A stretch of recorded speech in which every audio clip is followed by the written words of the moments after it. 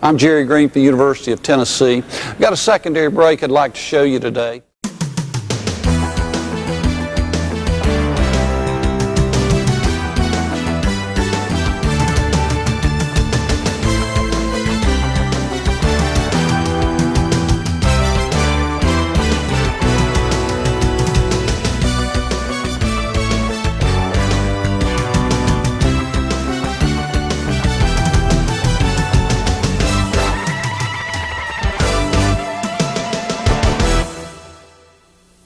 The numbers of our players that will be playing, our one man we call our point guard, our two man is our shooting guard, three man is our small forward, our four man is our power forward, and our five man is our center.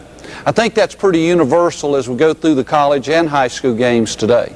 Secondary break is a game that we use to try to organize ourselves coming down the court when the defense is not truly back and set up. I think you'll like it. Our five players that we've got will run the basketball from one end of the floor to the other and then come back. We'll like to show you the whole thing before we start breaking it down into the individual parts.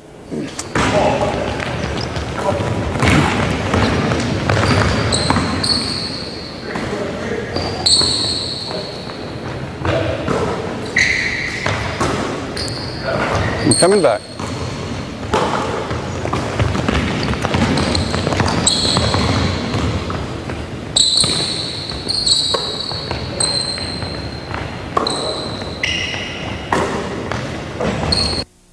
This basic turnover that we've got carries all the way through from the time we first touch the basketball until the basketball is laid up on the inside. We've timed this sequence to be about 17 to 18 seconds. So for the college game, you will want to run it some, but remember you will have a limited time after you get through with it to go into a quick hitter or a finisher or a set play.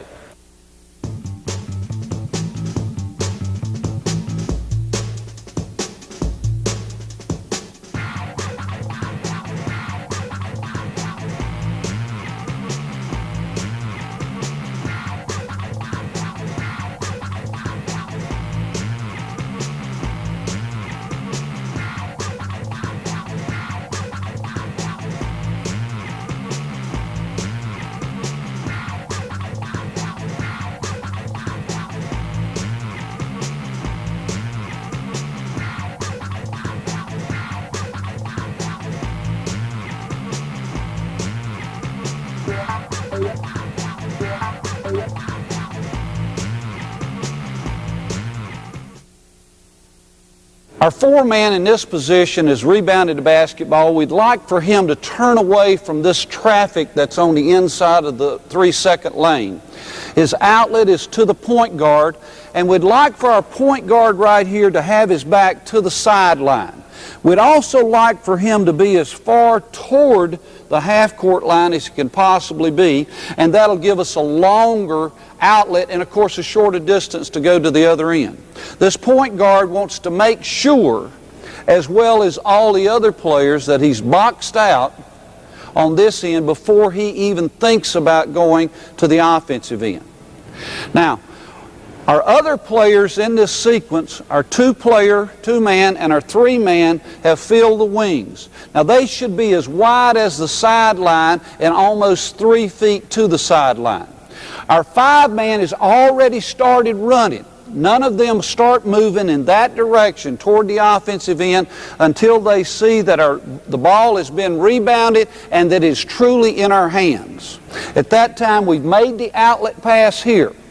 Now, once we do that, our point guard is going to see three things and actually four options as we go to the offensive end. He's going to take it from the sideline as he's got it here, and he's going to start centering the basketball. Right now, he could pitch ahead to our two-man, who should be truly ahead of him and looking back. In this case, our two-man should be looking back over his right shoulder and finding the basketball as soon as he can. Our three-man on the other side would look over his left shoulder and find the basketball in case we could pitch ahead to him. Our 5-man is running the floor as hard as he can and getting to the other end, to the low block, and is going to get to the same side as the basketball.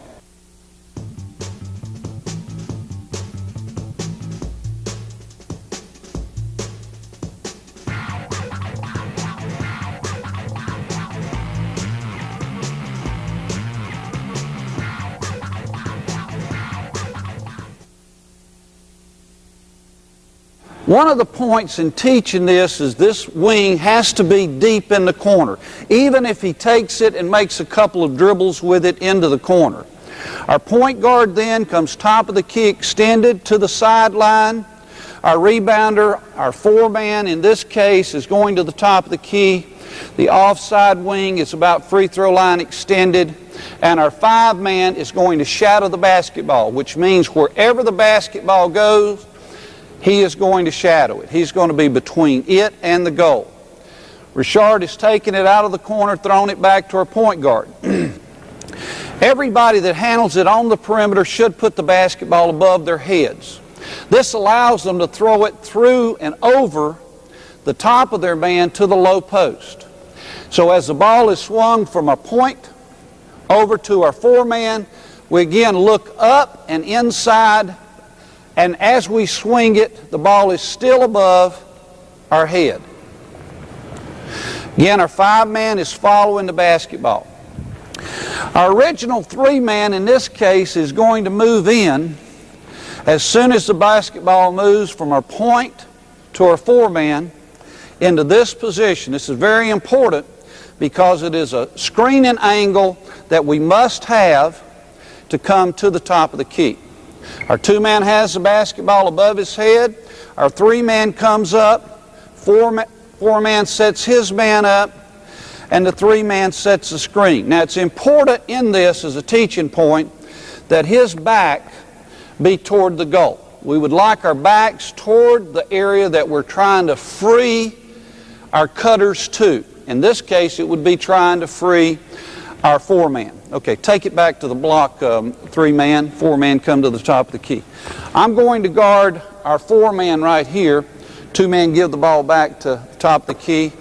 CJ puts it up. I play him here, and then he swings the basketball.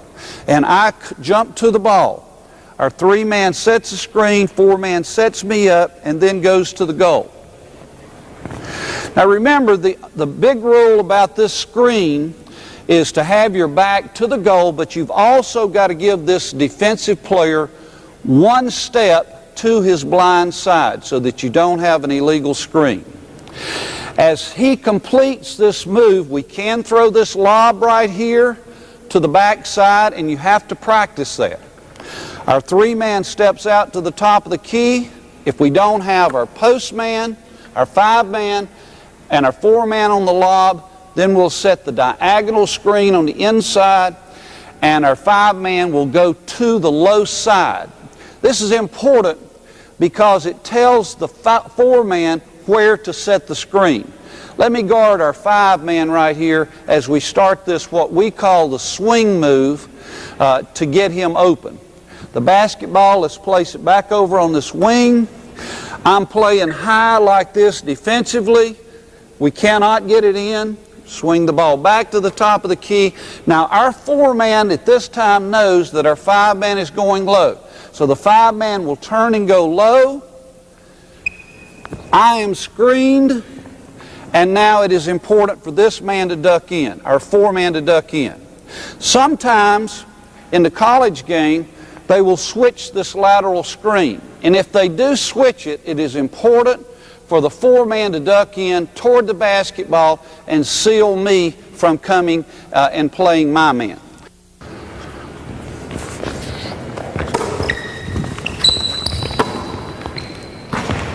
Okay, now we're going to go up and down with this a couple of times to make sure that you've got the basic turnover, and then we'll break it down even further for you.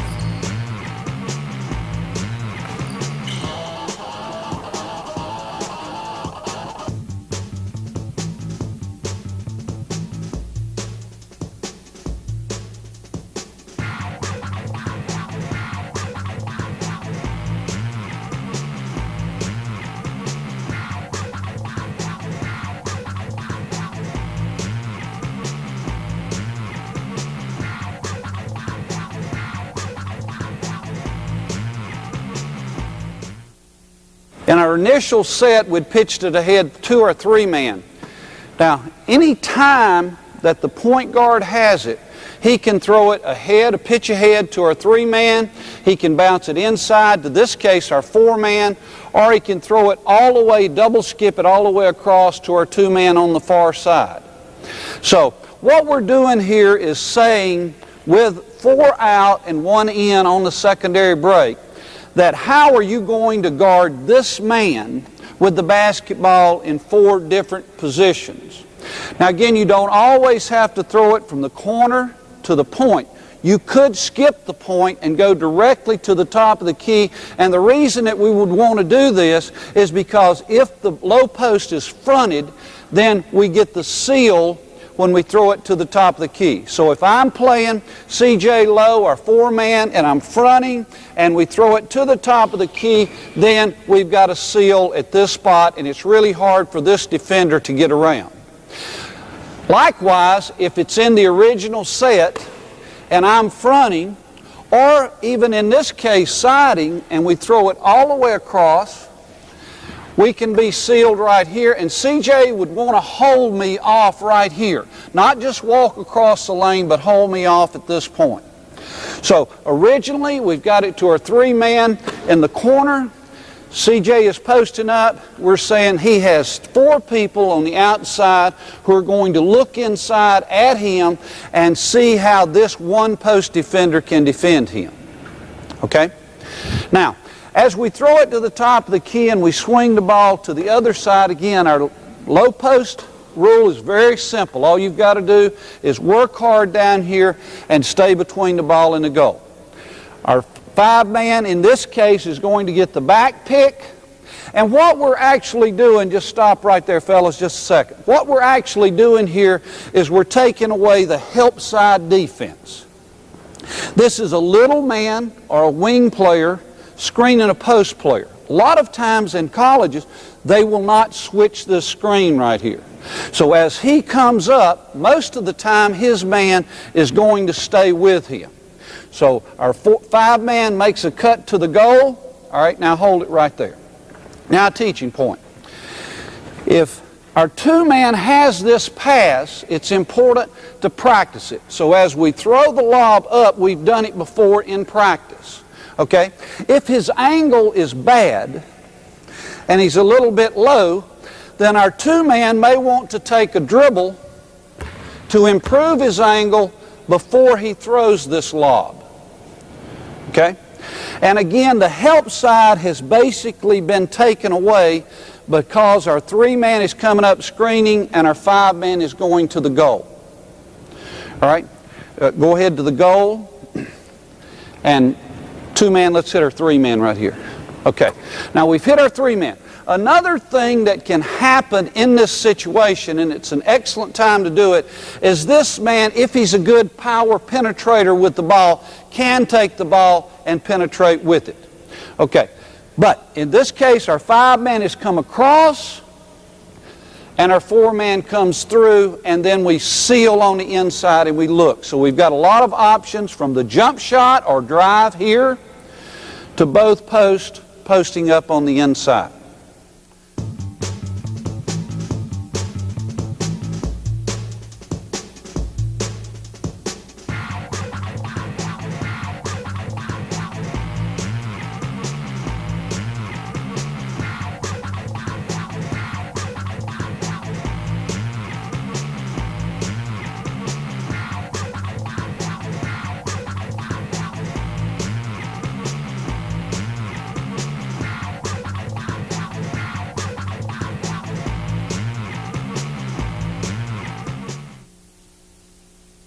And let's talk a little bit about personnel right now. Okay, let's talk a little bit about personnel. This man right here, if he is a very good low post player, and he's can catch it inside and do things good with it on the inside, you may want to have him go to the low post every time. If this player is a very good outside shooter or a great passer, you may want to have him go to this spot each and every time. Therefore, you've got your best threat low, even if he gets the rebound, and you've got your best passer and best outside shooter from the post position at the top of the key. What we're going to do now is we're going up and down a little bit and be what I call unpredictable. We're going to pitch it ahead. We might throw the lob. We might turn it on the corners as we make the pitch ahead, but we're going to do a few different things with our players and let them go about 4 crossings up and down the court until we stop them. Okay? Let's put it up and we'll do a little bit different. Okay? A little bit more inventive here. Here we go.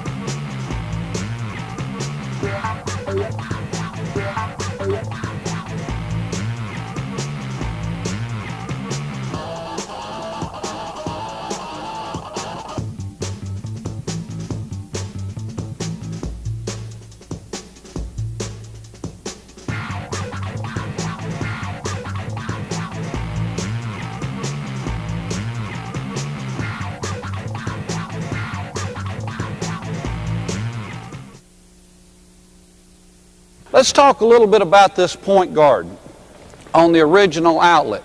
We're going to have our 4-man catch the basketball right there, and everybody else just stay where you are, and our point guard is going to come to the sideline and catch the basketball. Now at this point, we give our point guard a lot of leeway because we really want him to create as many problems going down the court as he possibly can. One of the moves that we like to see is what we call a slice move. In other words, if Anthony, our 1-man, gets the basketball and goes down to the sideline, the defense really doesn't have to change very much. But if Anthony takes the basketball at this point and slices it over to the other side, what he is actually doing at this point is making the defense that is back, hopefully not set up while they're back, but has gone from a ball side defense over to a help side defense. So Anthony now is pushing it this way, and as he pushes it, he's still looking to the inside. As he makes a move across the center, one of the things that will happen with the low post player while he's down here is that if he starts this way, the post has posted up hard. As he goes that way, now all of a sudden this guy defending the low post has got to change all the way from ball side to help side.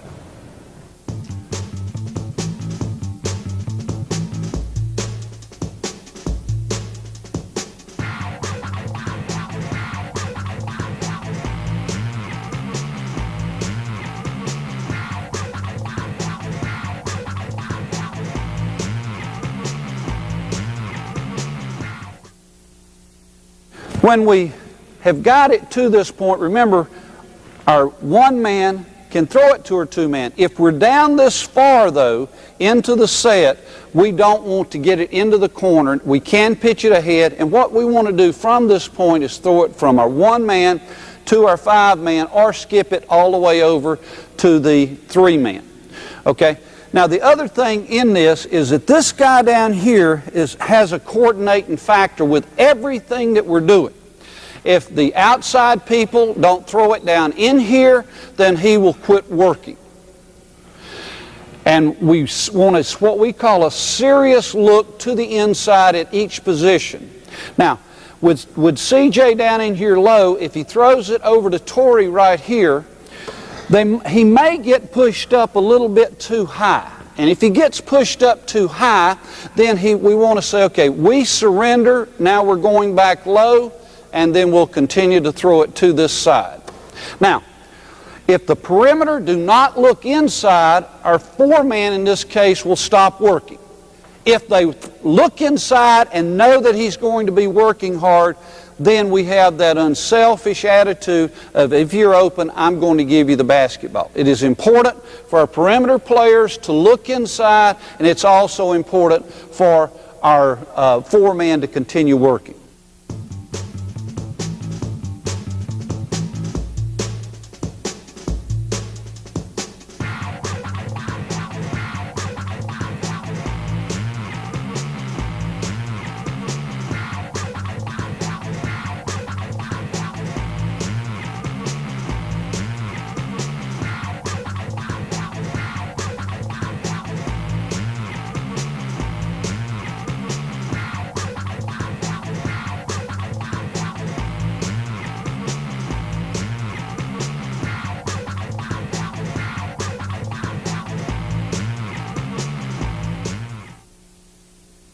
When does the screener come out of the corner to get to the screener's position? Let's go back to the original set and we'll talk about that just a little bit. Our two-man in this case is going to want to go to the block on ball side as soon as the basketball makes any movement to that side.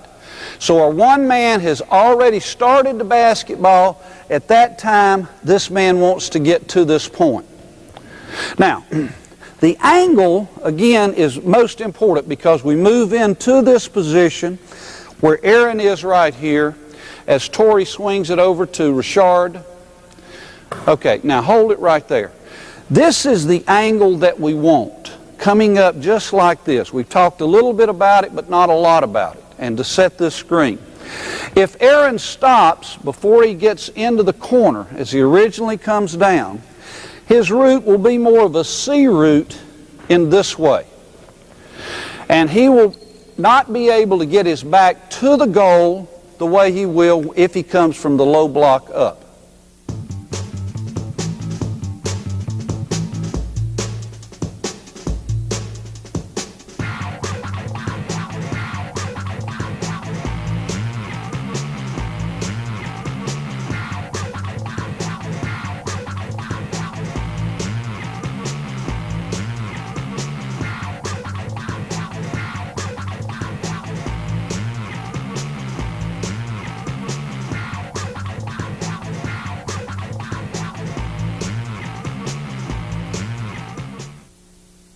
Another big look in this is our high-low look.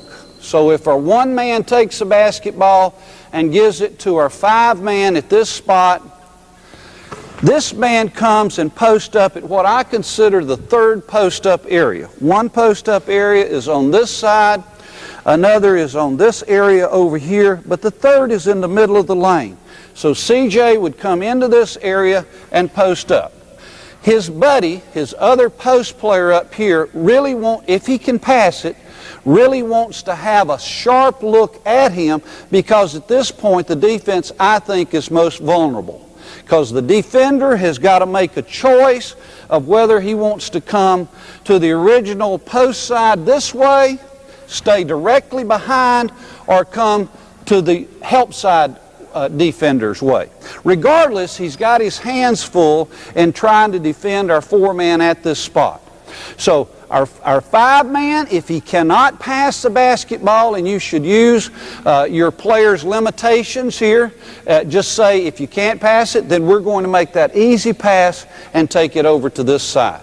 But if he can pass it, and in this case to our four-man low, we really want a hard look at that position.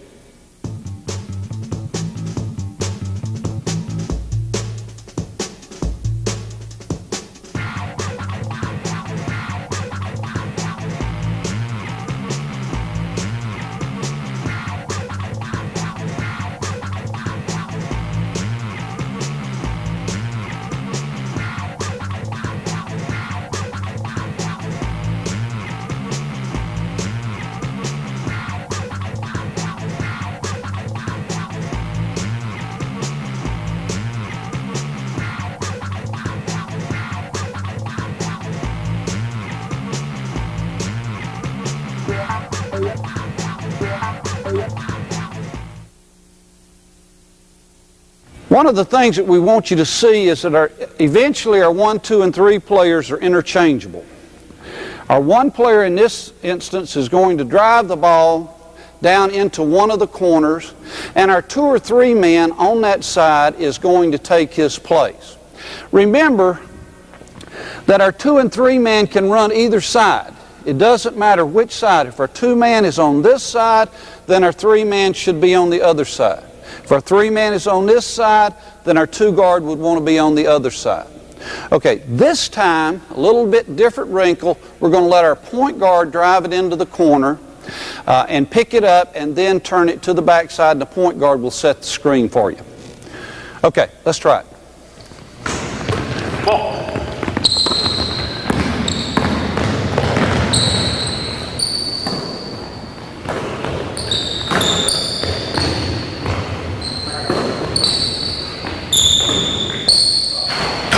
Okay, good. Now, the point guard, as he comes down the court, is coming as hard as he can. If he sees that our 2 guard has fallen or slipped or is not gotten into the lane the way he wants, he may want to take it and take it down to the same position, in this case, as our 2 guard. 5 man is still following the basketball low. We take it, we throw it back now to our 2 man. One of the big points, again, if you can get it across to your team, is if you can skip this man, a lot of times it makes the offense a lot better, whether it be the 2 guard or the point guard in this position. So if in this case our point guard has the basketball, if we can skip him and go directly to the top of the key, then it makes us a lot harder to guard. But we're in this position, our 1 man is driven it into the corner, 5 man is shadowing the ball. We're going to skip our 2 man. In this instance, we're just going to throw it straight to the top of the key. Now, everything else with our point guard in the corner is as it normally is. We're just going to move into the low block.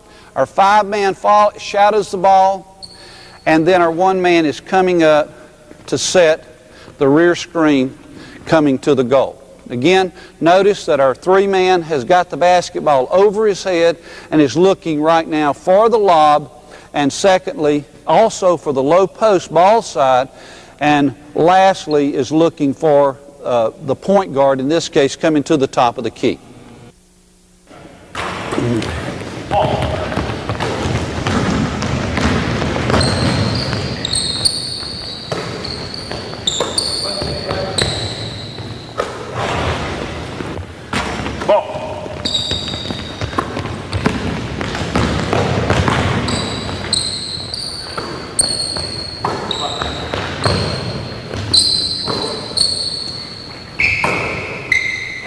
Okay, very good.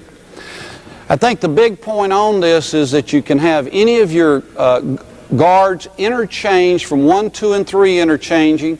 And right now we're saying that our 4 and 5 man both can interchange. But remember, if one is a better passer and 3-point shooter, he should be the person coming to the top of the key. Sometimes our lanes get denied to us. We have certain things that we want to do to make sure that we counter the pressure on the outside. Let's say in this instance that our 5 man has caught it high and received the pass from our 1 guard, and our 5 man has it.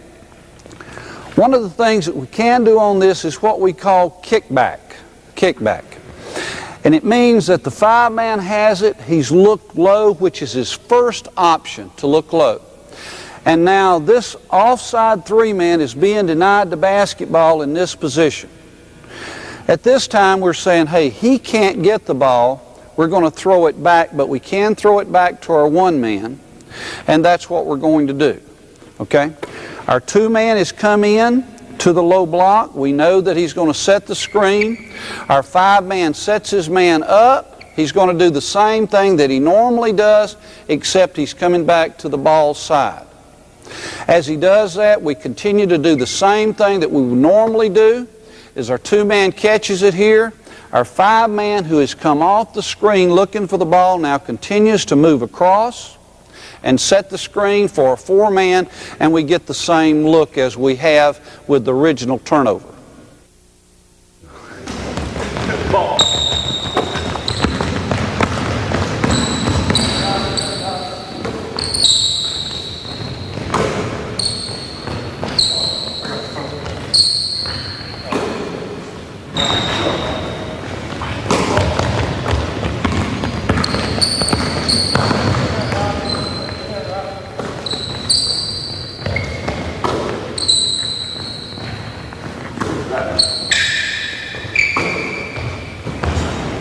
Okay, very good, very good.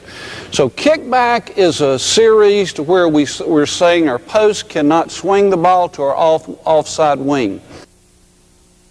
What happens if our post is denied and we can't possibly throw it to our post? Tori, move back to this side, okay? Now, one of the things that we do right here, sometimes they will come up and try to take this backside away, the swing to the backside. And here we're denying the four-man. We're not going to let him catch the basketball. And here we'll ask one of our managers, come on out, Landon, and guard Anthony right there, to guard the basketball. And now what we're saying is it cannot even get to their four-man high. So what I'm doing in denying CJ, I'm in this point. Now we go into then what we call a pick and roll. Our four-man comes across. All right, hold right there. Our one guard sees that he can't get it there, he can't throw it to the low post, he can't skip it to the offside wing. Now, Anthony is going to come off of our four-man screen. Our five-man is going to continue to follow the basketball. Three-man is still on his side. Now, our two-man has moved into the corner. He's seen all the action that's taken place here, and now he moves up the lane to screen me, who would be the defender of the four, and we get basically the same action that we originally had with our four-man going to the goal for the lob. And if we don't have that, he will continue to move across and set the swing move up.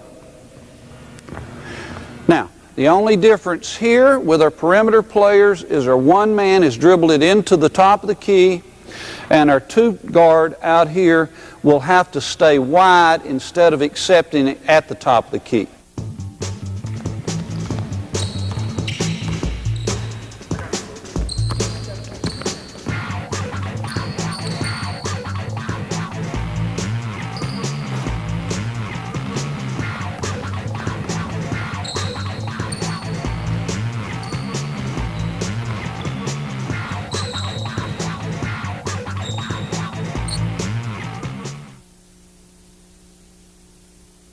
First of all, if Anthony gives it to CJ and CJ cannot swing it to this side because Richard is being denied, we kick back to the original side.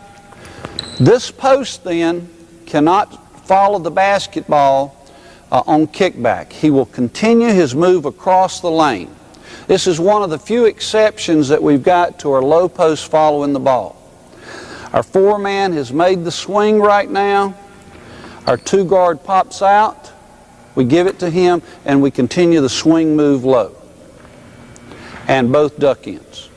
Okay? Let's go back to the original set. In this case, another counter, in case people try to stop it, is that if our four-man is being denied, he cannot receive the basketball, then he's going to come over and set the screen. We're coming off the dribble. All right, hold it right there. A lot of times this angle is important in throwing the lob on this counter. So we'd like for him to be a little bit more to this side as we set this rear screen for our four-man. The point of aim is going to be somewhere between the goal and the outside edge of the board. And again, it's a practice lob that not only the one man has to learn, but our two man has to learn it as well as our three, because we could have the point in the corner originally by driving the ball down. So Anthony brings the ball to this side. Aaron has set the rear screen for CJ. CJ is going to the goal. We look for the lob. If we've got it, we'll throw it up. If not, we continue the swing move low and the duck in. Now, coaches, don't worry about this thing being a little offset right here. Here our point guard is a little past top of the key point, but that's okay. It's okay for him to be in this area because you've got the same look except a little bit different angle. On free throw lines and dead balls, we can call special plays out of our secondary break. Here's one that you may like. This is called backdoor, and we're going to send our offside wing backdoor. All 5 people know what is going on, so there's no surprises with them. You might like this. Our original set is with our point guard having the basketball. He's going to throw it to the top of the key. Normally, our low post shadows the ball, but in this one set, which we call backdoor, he has to stay on this side. So our 4-man has it at the top of the key. Our 3-man is on this side. He wants to move me up a little bit this way, hit, and then cut back door.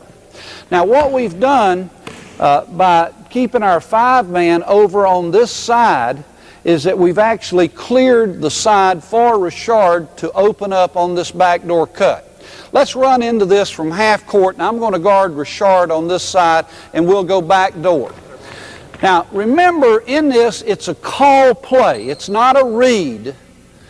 And because it has to be a call play, it lets our 5-man low know that we're going to cut him back door. If not, our 5-man would be shadowing the basketball.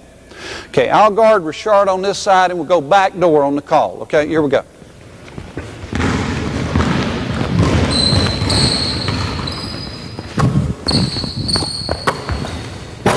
Okay, very good. As CJ has the ball, okay, he is not going to look low because it is a call play, but Aaron is setting me up. He's setting me up to go out to the half-court line before he cuts back. Now, once he cuts, he's going to hit hard, and he's going to throw that right hand out going to the goal and ask for the ball. This would normally be a 2-hand overhead pass. It would not likely be a bounce pass, but it could be. And I think the big thing is don't tell your players always the way to make that pass. Let them make the pass that they're most comfortable with. Another main teaching point in this is that when our 1 guard throws it over to our 4-man, is that he has it high, his weight is forward, and he's actually looking at their 2-player. When he shakes the basketball at him like that, that means to go back door, because now I'm going to give it to you going to the goal. And again, with the call of it being called back door, our 4-man will not throw the ball to our 2-man over here, because if he does, that next motion from our 2-man is going back door. So give it back to the point, and the thing that I want you to watch here is the ball fake by the 4-man at the top of the key. Okay? And again, our 4-man has his weight forward. Let's go back with the basketball right here. Has his weight forward. He is not falling away. And we look in here. Now, another teaching point to this is our 4 and 5-man normally don't handle the basketball as good as our 1, 2, and 3 handles the basketball. So if we go back door and it is not open, the next thing that we want is our point guard to come and take a handoff from our post player, and our post player should shield the basketball, hand it off right there, and then our point guard has many options of either going into a finisher, into a passing game, or into some set plays.